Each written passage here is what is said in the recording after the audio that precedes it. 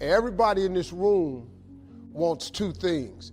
Everybody wants to be successful and everybody wants to be happy. But I'm gonna tell you what you're gonna have to do. You're gonna change your mindset. I ain't got no more than none of y'all got. God gave me the same thing he gave y'all. He don't love me more than he loved you. But you have got to change your mindset. If you think that they're gonna mail this money to your house, you're dead wrong about that. If you wanna be successful, you got to change your mind and you're gonna have to have some faith. My mentor said, learn to work harder on yourself than you do on your job. I got the message. Then he added, if you work hard on your job, you can make a living. If you work hard on yourself, you could make a fortune. I had never heard that kind of philosophy before. He said, success is something you attract by the person you become. Success is not something you pursue. Success is something you develop, something you become. You attract success. To attract attractive people, you must be attractive. To attract committed people, you must be committed. So the whole key to unlock all the treasures is by your own personal development. And then he added one more, which is so important. Here it is. What you become is much more valuable than what you get.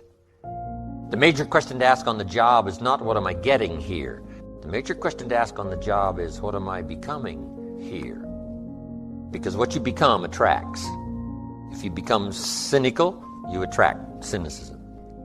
So this whole subject of personal development was so vitally important to me. I was a millionaire by age 31, and that was just the economic part of it. It was unbelievable. To me, success is like knowing the combination to a lock. If you know the combination to a lock, it doesn't matter if you're male or female, you're 55 or you're 16, your IQ is 150 or your IQ is 93. And the problem is most of us are going through life and we don't know the combination. And if you know a system always produces a predictable result. And so I want to share with you the basics of a system that works. No matter what you're starting out at, wherever you are, it will work for you. Now, the promise I always make people is threefold. If you do this work and you apply it to your life, and the key is apply it, not just listen to it. Now, Jim Rohn says you can't hire other people to do your push-ups for you. I love that quote. There are things that no one else can do for you. So the first principle building on that says you must take 100% responsibility for your life and your results. And what that means is you have to give up all blaming, all looking out at the world and saying, well, if the world were different, then I would be better off.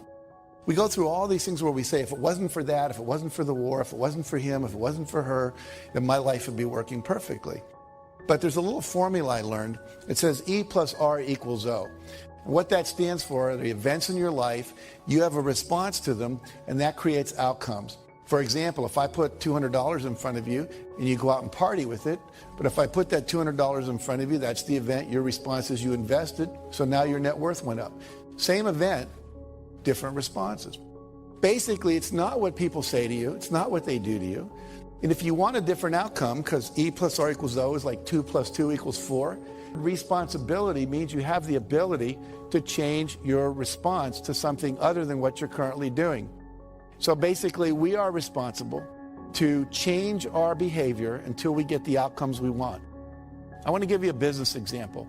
A friend of mine during the first Gulf War was a Lexus dealer, and people stopped coming in to buy Lexuses. They were all watching CNN and CNBC, and plus we were having a minor recession, so people were holding on to their discretionary income.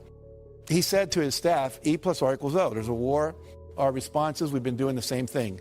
We better do something different. So they tried 4 things. They said, if the people aren't coming to us, let's take cars to where they are.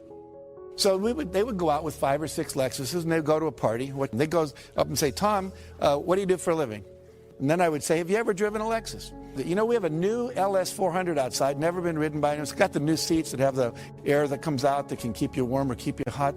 Would you like to take a little spin with me, see what it's like? Now, you come back in.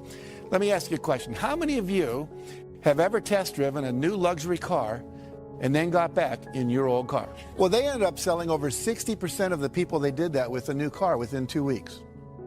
And if you keep experimenting like that, you'll find the R that works, but you have to be willing to take a risk. And the reason most of us don't do that is we don't want to feel uncomfortable, because all new things require discomfort.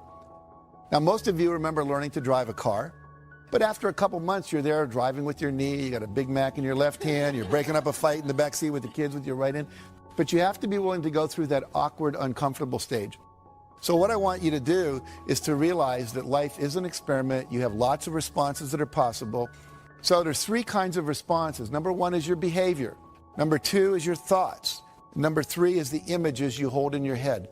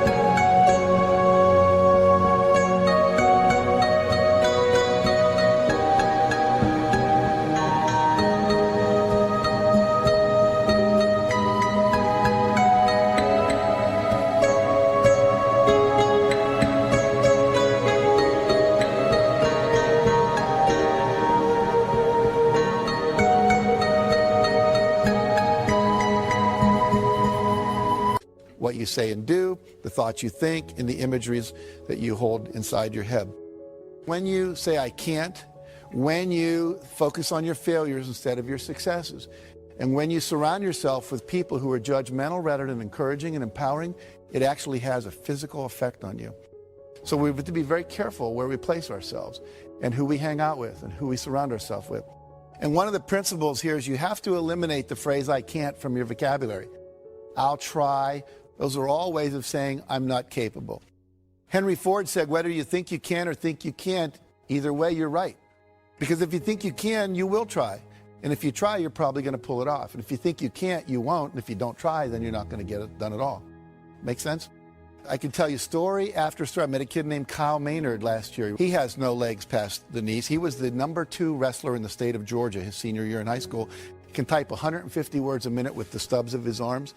When I hear that and I look at these people, I think, what's my excuse? There's nothing you can't do. And all those people that are out there that are doing anything that you go, wow, that's great, is just a model for you that says this is possible. And if they can do it, I can do it. Now, another principle is you've got to surround yourself with positive people. Jim Rohn said, again, you're the average of the 5 people you spend the most time with. If your friends are victims and their lives aren't working and their marriages don't work and they're not making money, that's a reflection back. And what I teach people is always try to get with the people that are the next level up. Get in their space, learn what they do, how they think, etc. General Wesley Clark, who I interviewed, said, it doesn't take any more effort to dream a big dream than it takes to dream a small dream. Most people hone down their dream because they can't see how they can do it. Dream as big as you want. Big dreams are exciting. Big dreams attract big people. Well,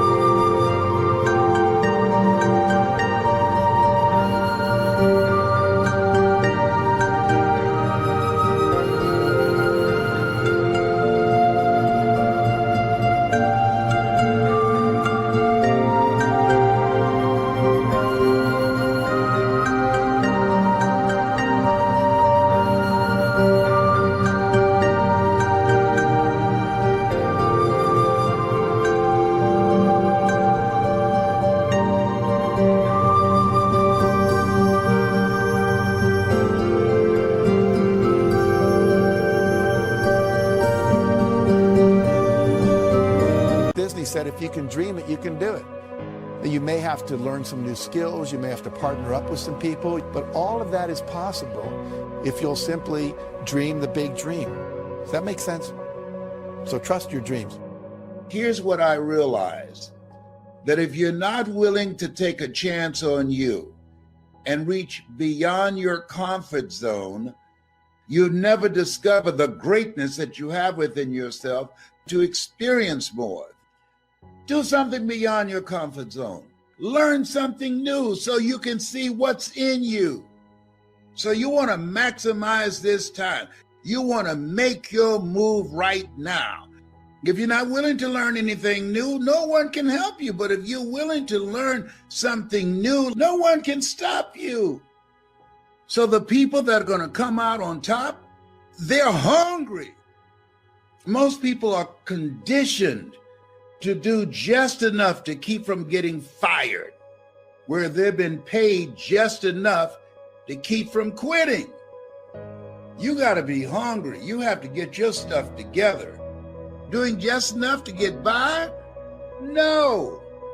Anything can be mastered if you're willing to put in the time and focus yourself on learning how to do that to make yourself stand out. Do not go where the path may lead. Go where there's no path and leave a trail. I want you to max out your life. I want you to max out your business. See, you were made to do something great with your life. Every single day has to be a pursuit to get better, to grow. You got to get a little bit more intense. You got to stop being so dadgum casual.